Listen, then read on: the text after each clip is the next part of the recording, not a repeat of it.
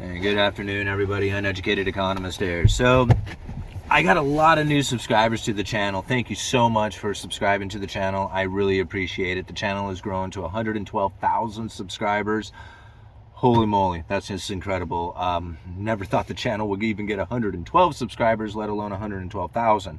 So this is an incredible achievement for me, really personally, and I just can't thank you guys enough for doing it. But what I wanted to bring up was the Cantillon effect. For those of you who are new to the channel, who may be trying to learn what's going on in the economy, trying to pick up what it is that's happening here, especially when it comes to the banking industry, inflation, money creation, how money flows through the system, all this stuff is very confusing, and trying to wrap your head around it, especially when you're taking it from, say, a particular point of view, like a political point of view, or maybe just from, like a lot of times, maybe just getting it from just one direction, like just a particular theory, you know, a Keynesian economic theory or an Austrian economics theory. A lot of times it ends up getting clouded on what it is that's really taken place. And so I have tried to come up with my own ideas, my own theories, my own concepts on what it is that's taken place throughout the economy. And I've really based a lot of it off of Cantillon's essay on economic theory. It really does tell a lot of like the economic forces that just don't change. Like some things are just going to play out when you have the flow of money running through the system. And now I would like to kind of describe the Cantillon effect again for those of you who haven't heard it or are not familiar with Cantillon's essay. It's really, he describes it with like a silver mine, right? So he says like the silver mine becomes available to a particular area. And then he talks about how this money coming from the silver mine starts to affect the commerce, the people, how society operates. And it's really pretty simply explained. So we kind of have to imagine back in the day, back in, you know, I mean, he wrote this essay back in the 1700s, right? So silver was the form of money that he was using to describe what was happening. Now, this silver mine that comes available to this particular region, this like, you know, they refer to it as a state, right? So this silver mine comes available to this state. And as that money or that silver starts to flow through the system, it really starts to have an impact on not only the prices, but then the manufacturing, how the inhabitants live, what ends up going on with the population. It really starts to have that impact. So what happens is that the first money that comes in, the people who have first access to that money, they get to enjoy that money at face value. So they get this silver mine comes into operation, they're mining silver, they get the first hands on the money and they're like, cool, what do we get to do with it, right? So they start enjoying their lives. So when you get wealth, wealth is food, conveniences, and pleasures of life. So they start buying more food. They start, you know, enjoying their surroundings. They start enjoying some of the more pleasures of life, like, you know, maybe entertainment or music or something like that. And this is where the money starts to flow. So it starts to flow into these maybe clothing, you know, like the farming industries, different things like that, as the people who have that first access to the money start buying these things, right? They start enjoying, increasing their standards. But then also the people who have access to that money, who they have spent it with, right? So the people who, like the tailors, the wine, you know, the winemaker, beer maker, you know, the butchers, all these people get to enjoy this money first too, right? So they get to enjoy their standard of living gets to increase and on the money they want to spend it on. And it goes on down the line. Now, what ends up happening is that as these people get access to this money and they start increasing their standard of living, they're buying more stuff, they're increasing their consumption, they start buying up all these things, which leaves the people at the end of the line who have not received that access or received that money, have not had access to the money yet. They are suffering the most as the commerce that has taken place out there is not available to them. So these items get purchased up, which leaves them unavailable to purchase it, and now the inhabitants that are down at the very bottom end of the line, they suffer the most. And this is what a lot of people refer to as the Cantillon effect. Now, if you go and read Cantillon's essay, he goes much deeper into this description, because what ends up happening if this money continues to flow in. So he's talking about the silver mine, and that silver continues to happen to flow into this particular state. what ends up happening is that increase in prices that's due to all this new consumption that has taken place will then start causing foreign imports to come in to compete with those higher prices. Because of the distance that they can travel, now those same products or similar products can then travel the distance and compete with those higher prices. If the silver continues to come in, more foreign products from further distances continue to pour into that state, so long as the new money continues to pour in. Now, something interesting is happening now because these foreign production is now coming in.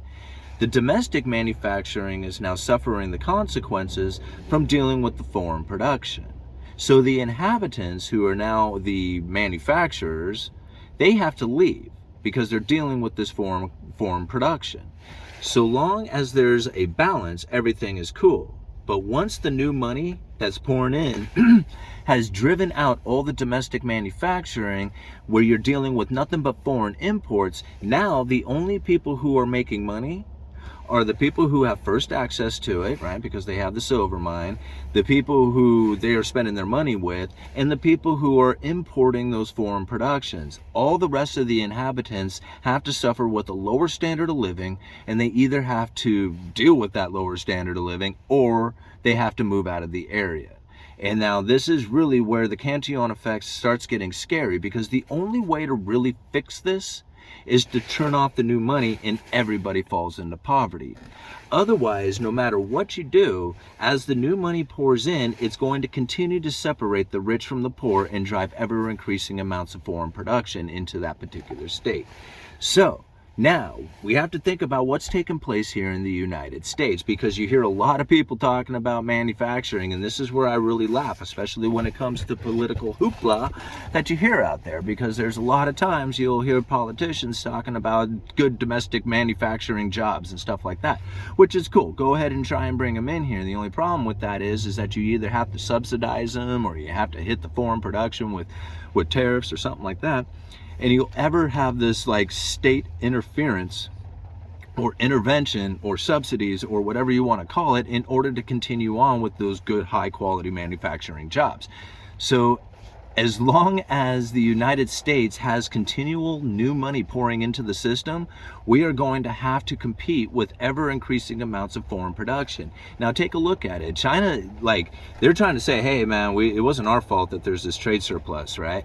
It really isn't. It's just the way the system flows. Now you can go ahead and make rules and laws and says that, hey, we got to stop this from happening. But really what you need to do in order to stop the foreign production from continually to come into the United States is we have to have new money stop coming into the United States. And if we were to do that, everybody falls into poverty. You see what's happened here? No matter what, there's going to be a separation between the rich and the poor that ever grows, or the only way to reverse it is for everybody to fall into poverty. Now, I mean, I said it twice, right? So just make sure that it was clear for everybody. What they're going to try and do is prevent something like that from happening by like doing UBI injections, like trying to get money down to the lower end so that the distance that they fall away from the elite, from the higher end, I don't know, whatever you want to call them, so that the descent that they fall away is slowed, right? But that's really that they can only do is to try and hand money directly over to them. Because of the way the new money pours into the system, it will always cause the inequality. It will cause it to grow worse, and it will cause ever increasing amounts of foreign production to come into the United States. And that's only so long as we are able to hold on to the world reserve currency. See, this is really where it starts to get interesting, because as long as we have the world reserve currency, then people are in demand for our dollars. And if they're in demand for our dollars, that means we are selling our debt. That's the key to it all, is that U.S. Treasuries, there is a world demand for U.S. Treasuries, the safe and liquid asset.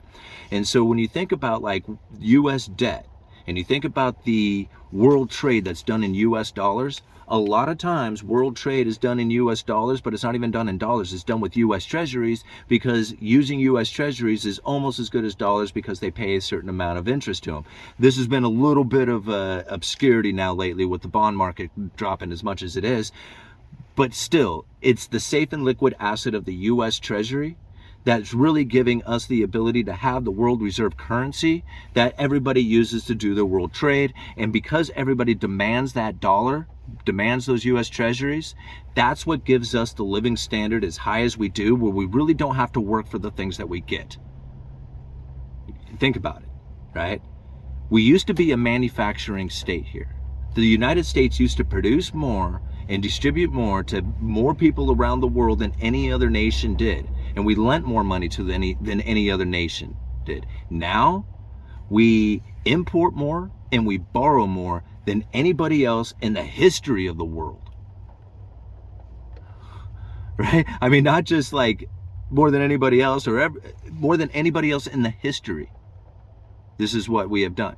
So the moment that we end the whole world reserve currency being the United States dollar, our standard of living is going to go straight into poverty. Everybody does. Don't wish for that.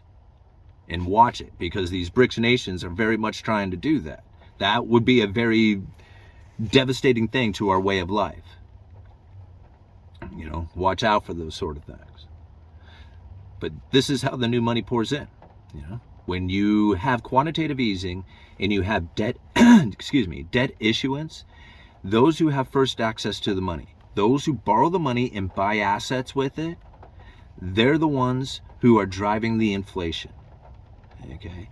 Now, when you think about what's happened over the last 2-3 years, right? There was a severing of the supply chain, right, which dropped inventory levels. At the same time, everybody was handed a stimulus package, money injection at all channels at all times. Typically, that's not the way it goes in. When the Federal Reserve drops interest rates, people who borrow money and buy things with that money, that's where the inflation goes into first. That's why you didn't see a whole lot of inflation during quantitative easing, because we didn't have the stimulus packages that were just handed out to you and telling everybody to go out there and spend it. And we didn't have a severing of the supply chain at the same time. See, that was the major key to it all. The Federal Reserve is trying to reverse that, but the major problem with trying to reverse it is that they are lowering the idea, dropping the idea of commerce. They don't want people borrowing money. They don't want people buying things. They want commerce to slow way down.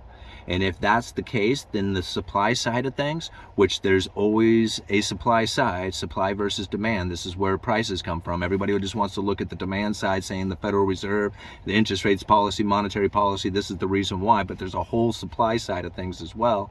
And the supply side is dropping. And so long as you have supply falling and you have demand falling at the same time, you got to wait till you hit the bottom. And that's really where the Federal Reserve is waiting for, is to hit that bottom. Yeah, I mean, you think about this, typically, higher interest rates are not a sign of a bad economy, right? Go and read Cantillon's essay, and what you find out is that when you have high interest rates, that's the entrepreneurs eagerly looking to borrow money so that they can buy the items to sell. That's really what it comes down to. And when you have low interest rates, that means there's a lot of money sitting there, not moving around, can't find a place to go, and there's not a lot of commerce taking place. It's very backwards thinking. And once you kind of understand these things, then you really start to understand why the economy operates the way it does. And why a lot of times politics is more confusing to you when it comes to the economy than helpful.